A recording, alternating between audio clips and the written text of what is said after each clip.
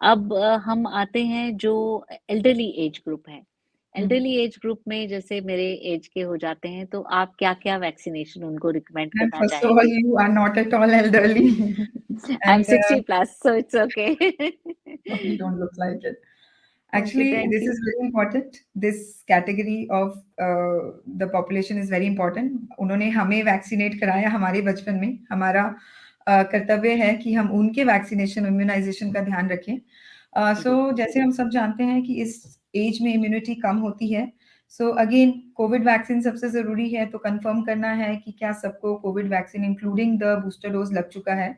Then flu shot, seasonal जो flu shot है every year, वो उनका लगा हुआ होना चाहिए। Then next है pneumococcal vaccine above 65 years of age. Pneumococcal vaccine should be given.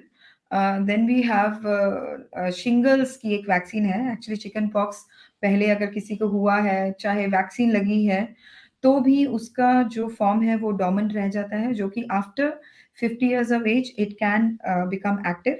So it is very important to give that shingles vaccine. And then again Tdap 10 years में उसका बूस्टर देना है। ठीक है।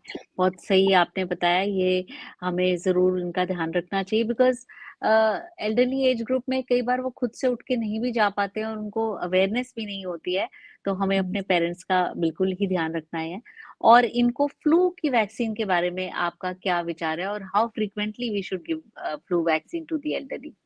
सी फ्लू वैक्सीन अगेन अगर उनमें जो सीज़नल फ्लू वैक्सीन शॉट हम दे रहे हैं, अगर हम उनमें हर साल देते हैं, सो जो भी वायरल इन्फेक्शन हो रहा है, वो उसकी सिवियरिटी को कम करेगा बिकॉज़ इस एज ग्रुप में निमोनिया के चांसेस काफ़ी ज़्यादा बढ़ जाते हैं इफ दे गेट फ्लू। सो वो निमोनिया के चांसेस कम करता है, उसकी सिवियरिटी पूरी तरह से इलनेस की कम करता है, तो it is very important that they get a flu shot.